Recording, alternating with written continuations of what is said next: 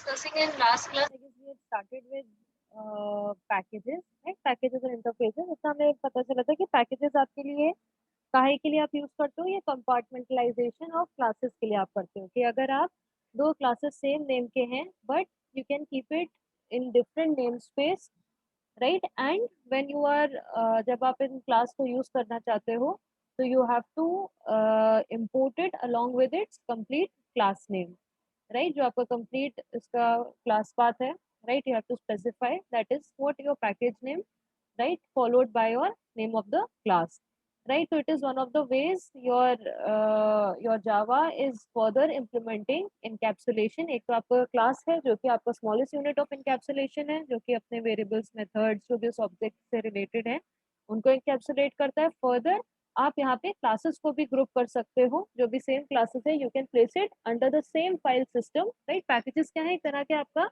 file system directories हैं, right? जो hierarchical वे में जिस तरह से आप डायरेक्टरीज मेंटेन करते हो वैसे ही आप पैकेजेस भी मेंटेन कर सकते हो, राइट?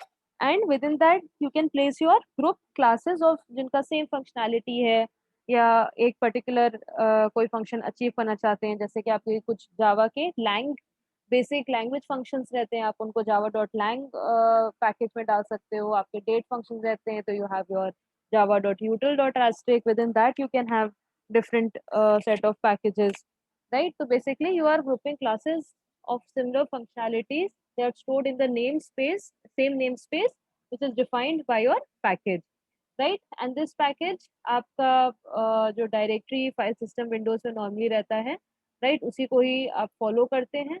और अगर आपके दो क्लासेस विद द नेम उनका जिनका सेम है वहां पे कभी कोलिजन नहीं होगा if you are keeping them in different packages, right? It is allowed there. तो हमने देखा था डिफाइन पैकेज करने का सबसे इजी तरीका क्या है. You simply have to write जो भी आपका क्लास है, within that file you mention the package, space the name of the package, and within that फिर आप अपने import statements या आपका जो भी क्लास है, क्लास का नाम, उनके अंदर जो मेथड्स और वेरिएबल्स डिफाइन करते हो, you write all that code. But before writing the code you have to write the name of the, मतलब जिस जिस पैकेज के विद इन आप इस क्लास को क्रिएट करना चाहते हो. अगर हमने पैकेज नहीं डिफाइन करा है तो बाय डिफॉल्ट एक पैकेज रहता है, एक डिफॉल्ट पैकेज रहता है जिसमें all your class names are put together, right? In that case you cannot use the same name of the class, right? If you want to have the same name then you have to specify the package within with जिस package के अंदर आप उसको रख रहे हो, right? Similarly you can put more than one files. जिस तरह से आप एक डायरेक्टरी में प्लेस कर सकते हो, आप एक से ज्यादा क्लासेस भी डिफाइन कर सकते हो within the same package. And you can also have a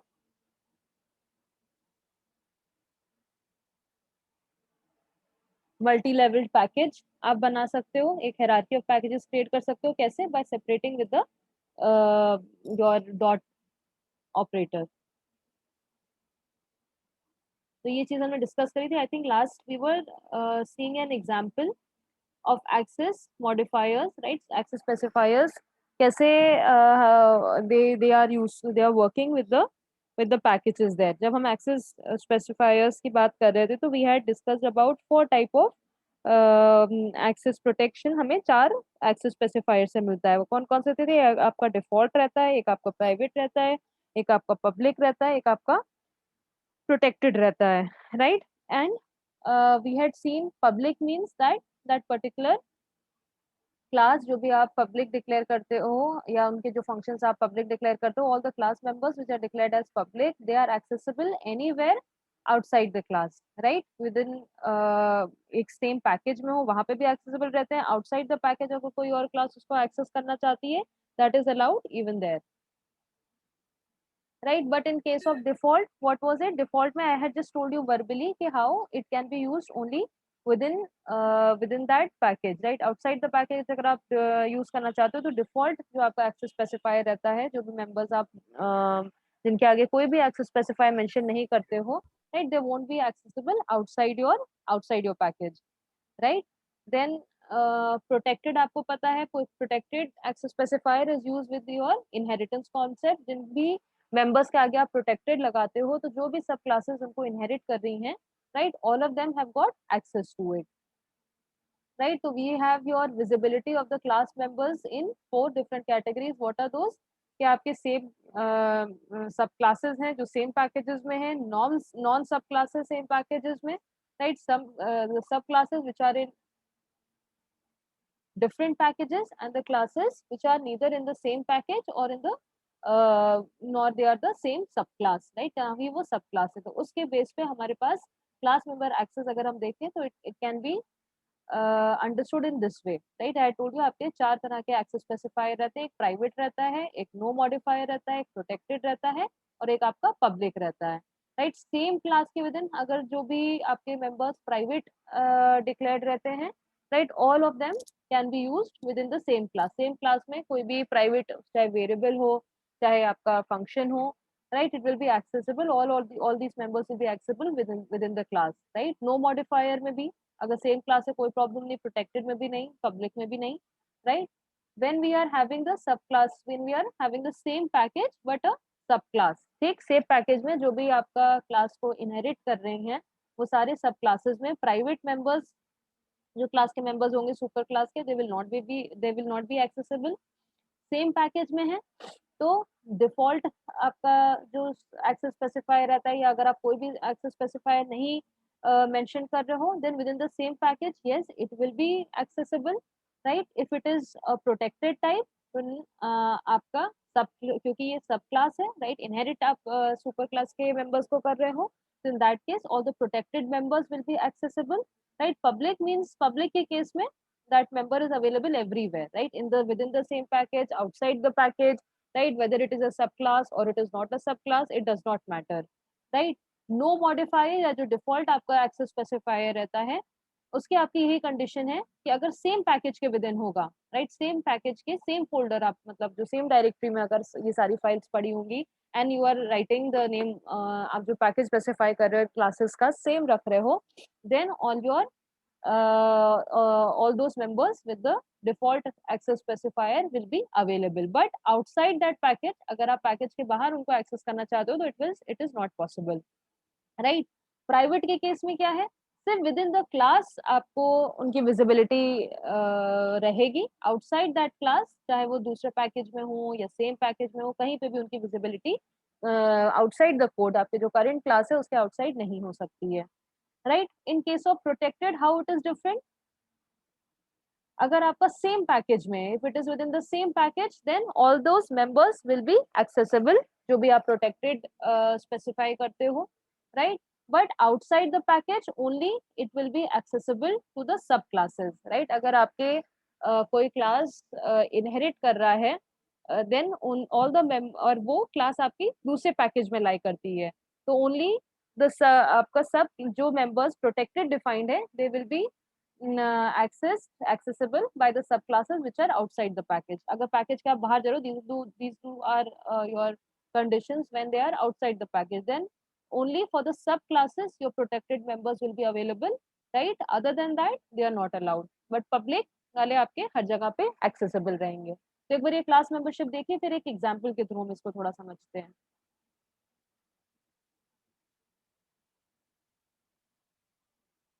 समझ में आया ये? एक बार ये टेबल देख लीजिए अगर इसमें कोई कंफ्यूजन हो।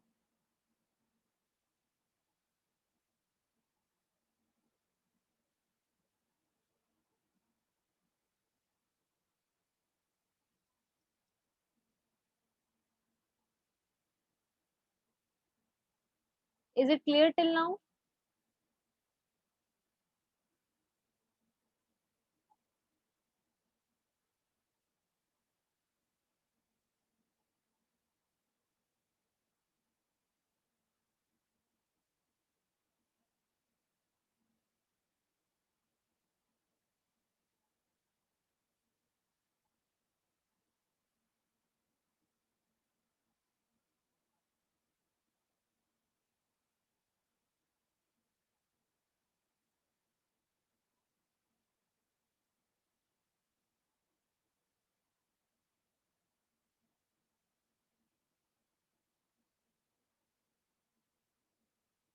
So suppose we have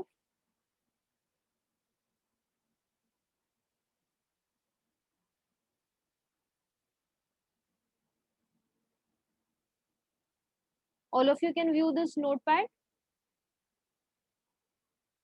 Yes, ma'am.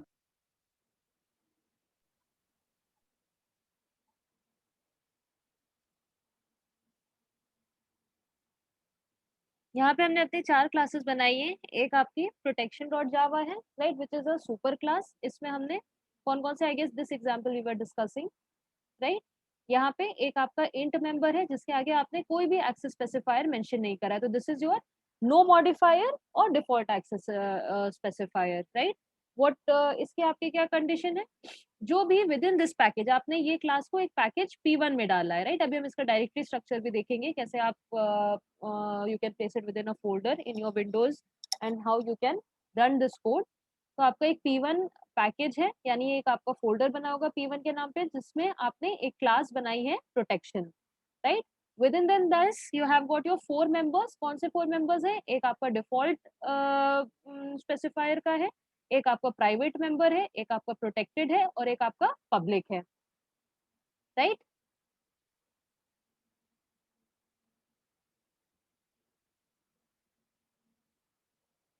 This one will be available everywhere for all the classes जो आपके इस पैकेज P1 में डिफाइंड है, राइट। इस तरह से आपने अपना पैकेज डिक्लेयर करा है, package space P1, there is a folder called P1, within that you will be defining your अपना जावा के जो भी आपकी फाइल्स हैं वो उनको आप प्लेस करोगे, ठीक। प्रोटेक्शन एक हमारी सुपर क्लास है, राइट, एक बेस क्लास आप कह सकते हो, राइट, जिसको हम दूसरी क्लास में डिराइव करेंगे और इसके मेंबर्स को एक्सेस करने की कोशिश करेंगे, alright.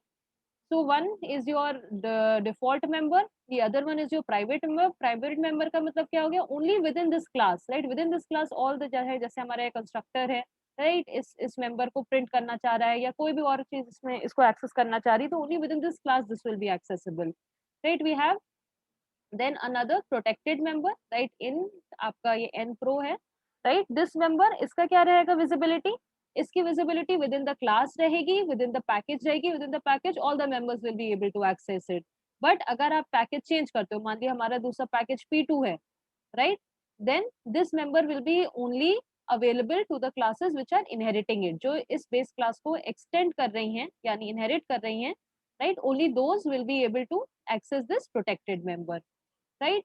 Then what about the public member, जो भी आपके क्लास मेंबर्स पब्लिक आप जिनको डिक्लेयर करते हो, they will be available everywhere, right, within this package, outside the package, कोई भी क्लासेस आपकी इस मेंबर को एक्सेस कर सकती है। डिफॉल्ट वालों को सिर्फ सेम पैकेज के मेंबर्स एक्सेस कर सकते हैं, ठीक। प्रोटेक्टेड वालों को सिर्फ जो इनहेरिट कर, मतलब सेम पैकेज में है तो सारे क्लास मेंबर्स उसको एक्सेस कर सकते हैं, all the classes within that package can use that class member.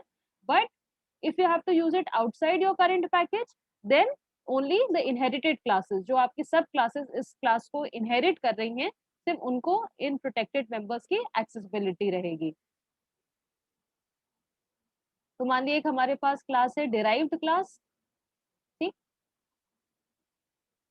This derived class is also हमने पैकेज P1 में इसको डिक्लेयर करा है, पैकेज P1 हमने डिक्लेयर करा है कि this class is part of this package P1, right. What it is doing, it is extending your base class, superclass जो आपकी प्रोटेक्शन है उसके, उसको आपको आप उसे you are inheriting it here with the help of the extends keyword. यहाँ पे आप थोड़ा सा कंस्ट्रक्टर कॉलिंग भी समझ में आएगा कि डिराइव्ड क्लास में कैसे पेरेंट क्लास का कंस्ट्रक्टर कॉल होता है। Also we will be seeing the example of access modifier through this example। तो within this derived class एक हमारा कंस्ट्रक्टर बना है, right, default constructor within, मतलब जो आपका नॉन पैरामीटराइज कंस्ट्रक्टर डिराइव्ड नाम का, right. Within that what we are doing, कौन कौन से मेंबर्स हम यहाँ पे एक्सेस कर सकते हैं, राइट। जो आपका एक एन आपने किस तरह का बनाया था, this was your no modifier, इसमें आपने कोई भी मॉडिफायर स्पेसिफाई नहीं करा था, प्रोटेक्टेड क्लास का मेंबर है, राइट, जिसमें कोई भी मॉडिफायर स्पेसिफाई नहीं करा था। Since derive is a member of your package P1, right, this member can be accessed from here, right। but अब दूसरा हमारा मेंबर कौन सा था, that was a private n underscore pri आपका कैसा क्लास मेंबर था, that was declared as, उसका एक्सेस कंट्रोल आपने जो प्रोटेक्शन एक्सेस प्रोटेक्शन लगाया था, that was of private type, that is only within the protection class this will be available, right। derived में अगर आप इस मेंबर को एक्सेस करने की कोशिश करते हो तो you will be getting a error, right। then protected within the package, yes, it will be visible, right। public member also will be visible with in this, मतलब वो तो आउट कहीं पे भी आपका वो विजिबल रहता है, within this package, outside the package, anywhere, right. Then we have a simple class, same package. इसमें हम क्या कर रहे हैं, ना ही ये इनहेरिट कर रही है कोई भी क्लास को, right, it is neither being a सब क्लास नॉर, ये आपका सिंपल सा एक क्लास है P1 पैकेज में ही, राइट। तो इसमें कौन कौन से आपके मेंबर्स एक्सेसिबल रहेंगे, here we are,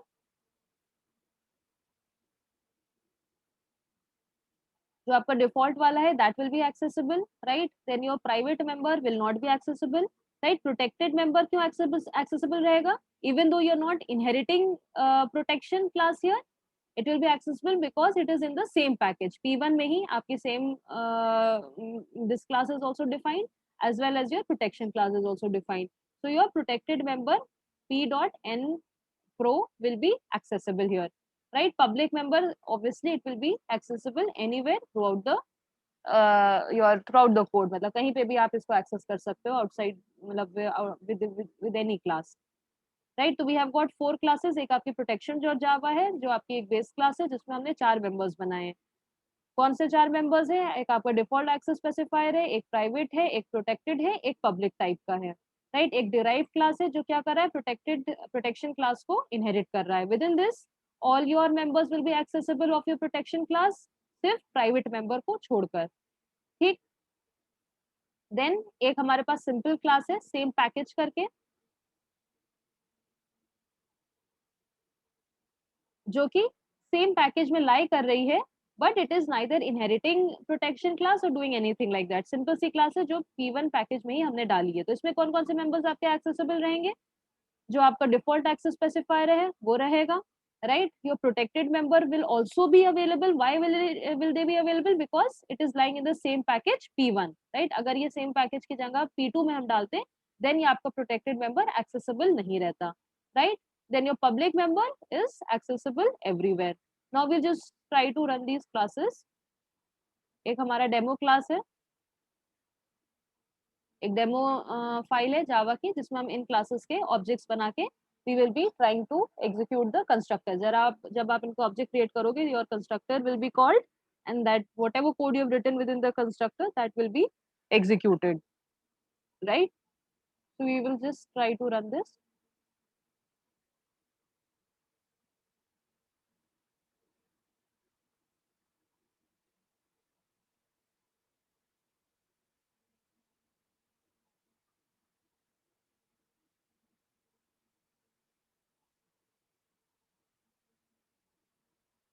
All of you can view this folder structure. Yes ma'am. ठीक, तो हमारा एक पैकेजेस फोल्डर है जिसमें P1 है, जिसमें आपकी ये 4 क्लासेस पड़ी हैं, derive, demo, same package, protection. We will just try to run this class demo from here.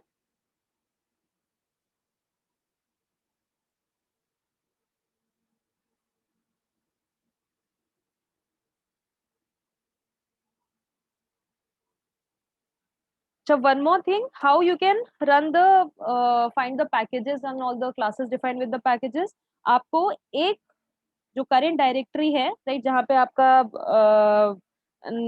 Classes पड़ी हैं, उसके एक फोल्डर अबव जाना पड़ेगा, right. Here your all your classes where they are, कहाँ पे आपने प्लेस करी हैं, they are placed inside the P1 package, right? So we have to be one directory above. So we are at this packages folder, right? Within this we are going to compile।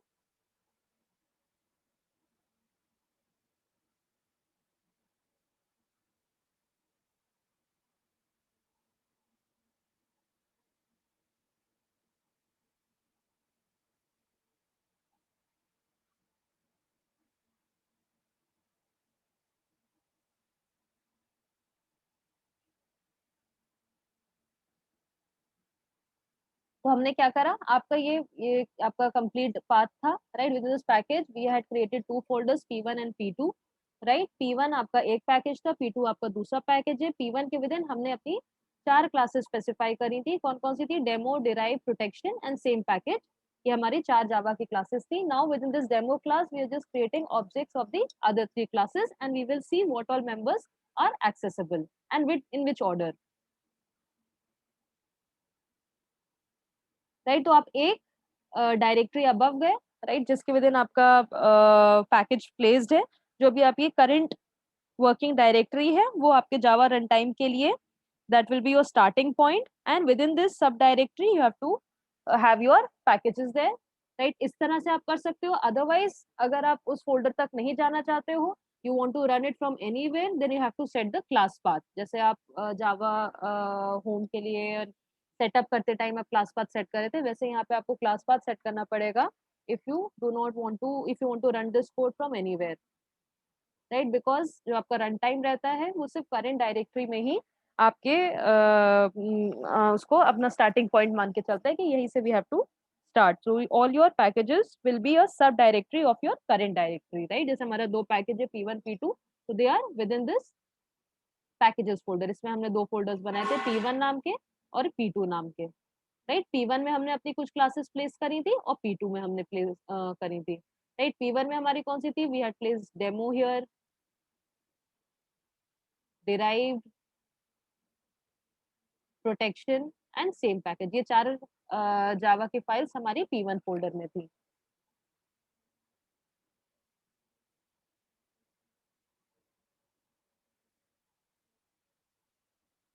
Now for running it what we have to do, अगर हम सिर्फ Java demo डालेंगे then in that case your file will not be found, right? क्योंकि हमें क्या करना है, जब हमें रन करना होता है then we have to write the complete class path of that particular class, right? हमें पूरा नेम स्पेस डालना पड़ता है अगर हम किसी क्लास को within a package specify करते हैं, तो we have to write Java p1 dot demo,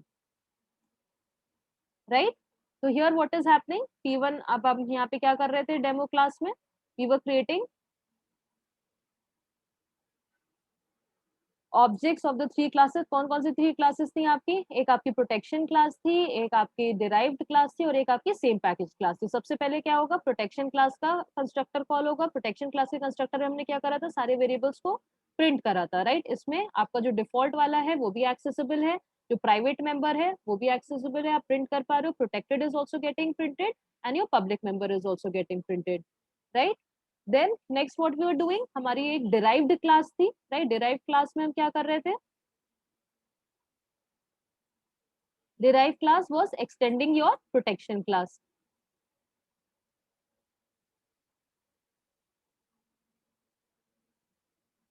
right?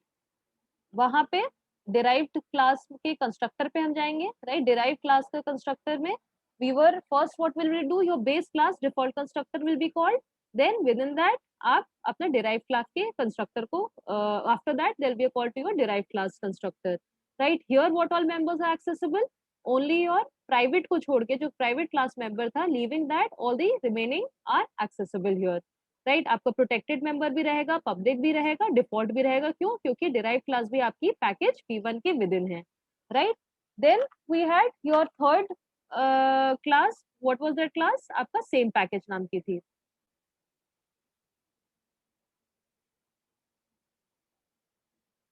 Same package dot जावा जो आपकी क्लास है। In this class only your private member को छोड़ के बाकी सारे मेंबर्स आपके एक्सेसिबल रहेंगे। Why protected is getting accessible here? क्योंकि आपके ये दोनों सेम पैकेज P1 में है, राइट? अगर ये same package class outside this package होती, P2 के अंदर प्लेस्ड होती, then in that case your protected class member will not be accessible. तो थोड़ा क्लास आपको ये एक्सेस मॉडिफायर समझ में आए?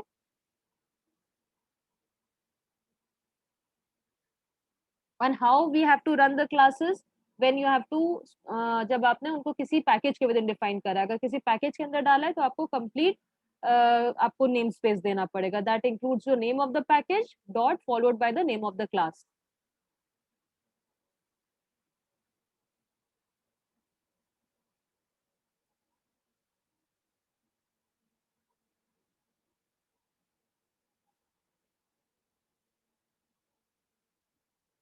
तो क्लास मेंबर को आप किस तरह से एक्सेस कर सकते हो depending upon the type of access modifier you are specifying, ये थोड़ा समझ में आया?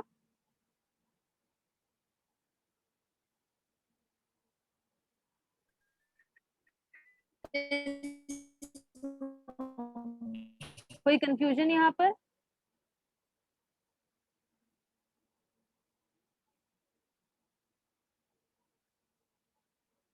समझ में आ गया सबको? Is it clear? Yes, ma'am. हाँ,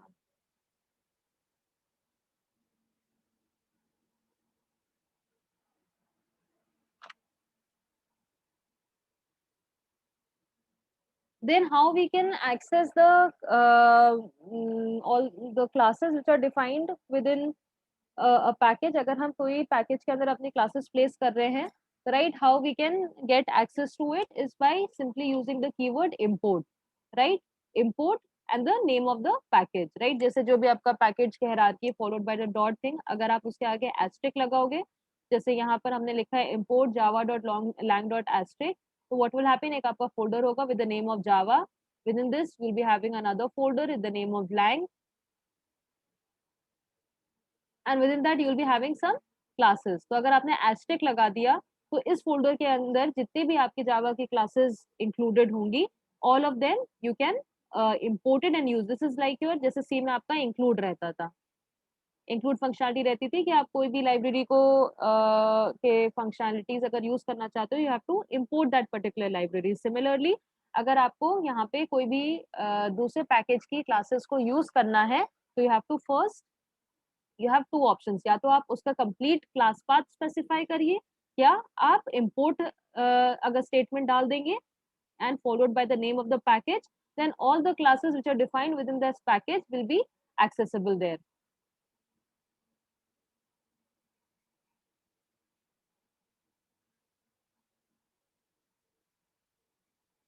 तो इंपोर्ट करने के आपके पास दो तरीके हैं. क्या है वो दो तरीके? कोई भी क्लास अगर आपको आउट आपके पैकेज के बाहर है, उनको आपको यूज करना है, तो first you have to import that class, right? You have got two ways for it. One is कि आप या तो स्पेसिफाई कर दिए पूरा क्लास का नाम ही, like complete class path here. जैसे हम डेट क्लास को यूज करना चाहते हैं, तो we are writing import java.util.date, right? Complete class path.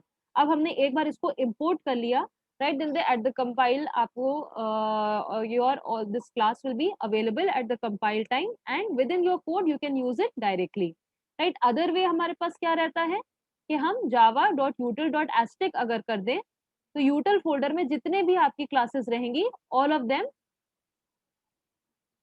will be available for you to use, right? But asterisk हम थोड़ा अवॉइड करते हैं, क्यों? बिकॉज दिस इज आपकी थोड़ी परफॉर्मेंस स्लो हो जाती है. क्यों परफॉर्मेंस स्लो हो जाती है? It will be compiling all the classes which are defined within this folder. तो अगर आपको एक दो ही classes within a package use करनी है, तो it is better way is to specify the name of the class, right?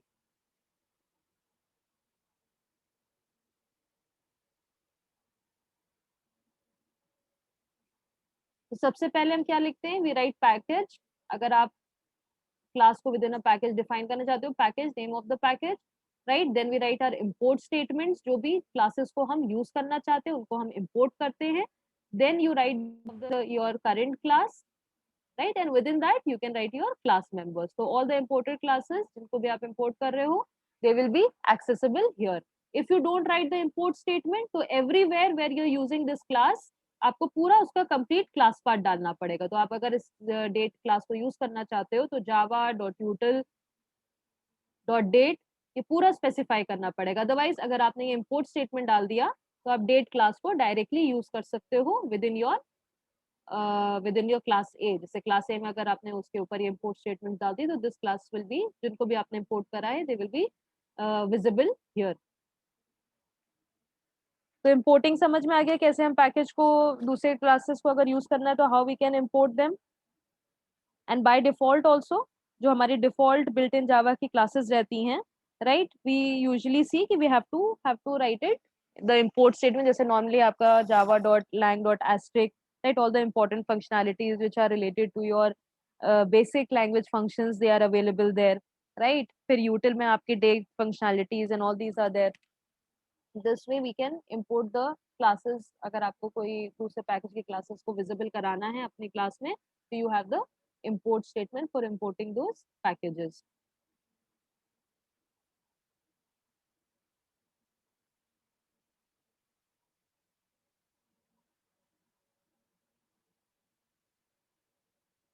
Is it clear?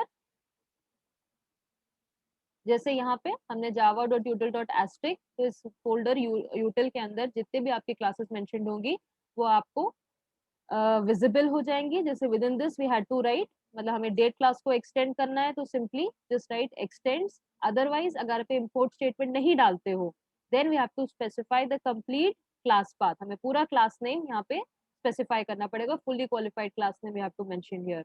अगर आपने इम्पोर्ट डाल दिया तो आपका कोड थोड़ा सा सिंप्लीफाइड हो जाएगा कि all the classes with in here will be visible and you have to just mention the name of the class, fully qualified class name आपको डालने की जरूरत नहीं है।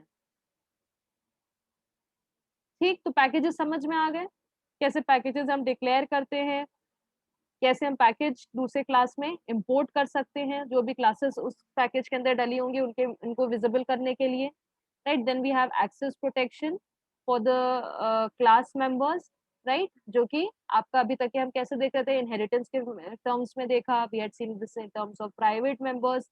Now also we had seen कि आपके पैकेजेस के कैसे इस विजिबिलिटी को कंट्रोल करते हैं, राइट, कि आपका all the members other than your public and protected, right, they are not accessible outside your package, right. Protected के केस में सिर्फ जो सब क्लासेस उसको इनहेरिट कर रही हैं सिर्फ वही आउटसाइड द करंट पैकेज उसको उस क्लास मेंबर को यूज कर सकती है। पब्लिक के केस में everywhere they are accessible, private only within the class and no modifier only within the same package.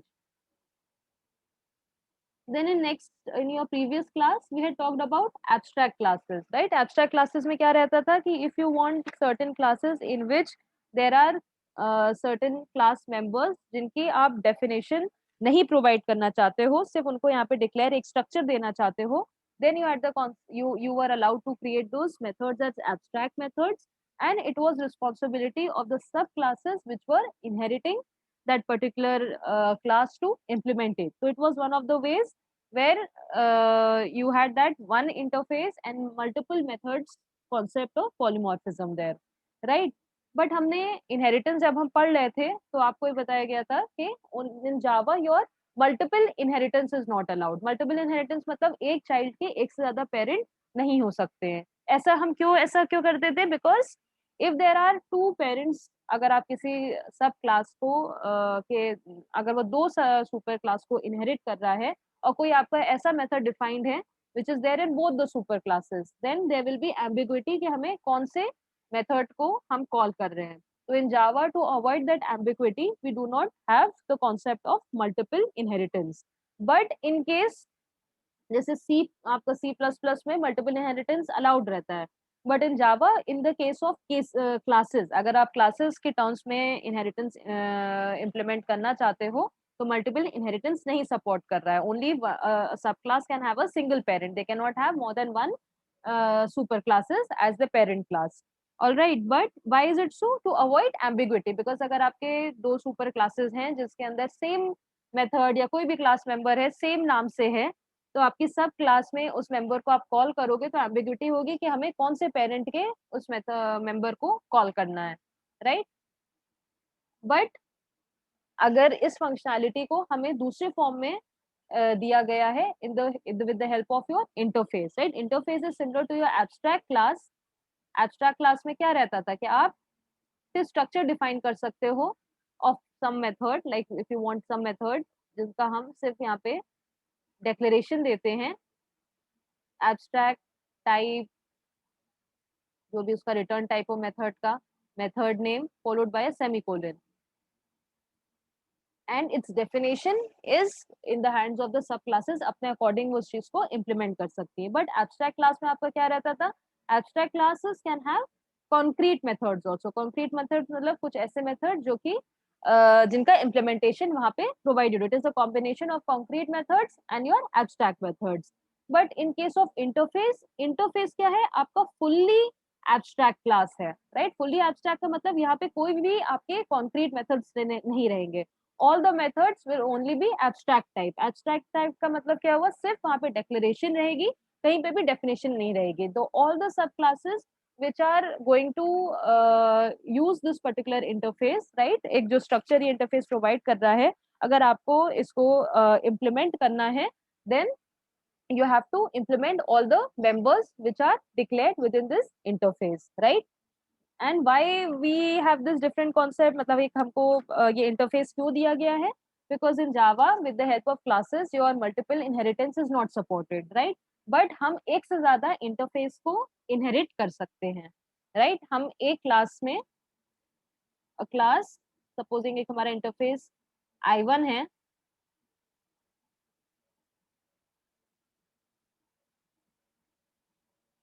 और एक हमारा इंटरफेस I2 है,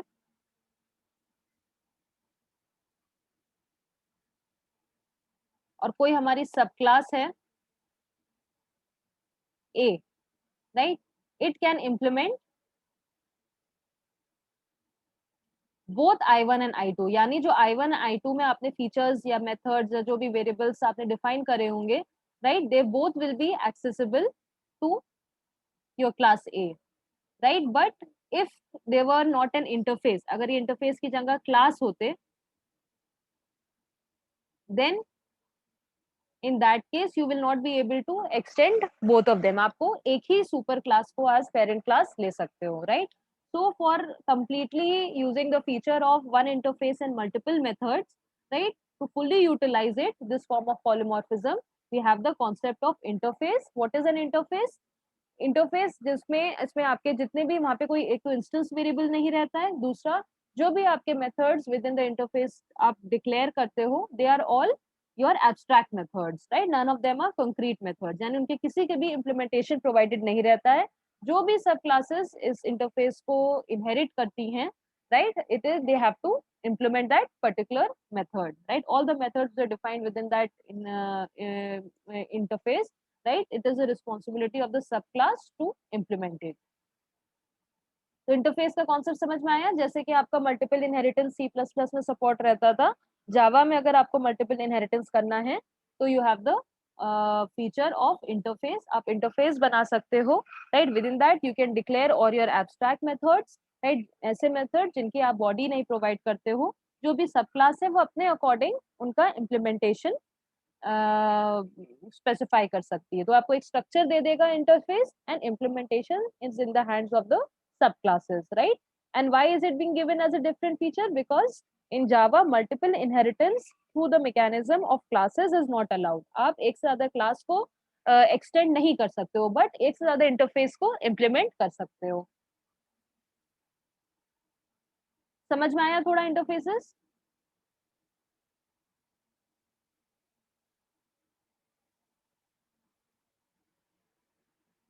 इंटरफेस को हम कैसे डिफाइन करते हैं? सिंपली जैसे आप क्लास नेम लेते हो, with in that you right the name of the variables and the methods,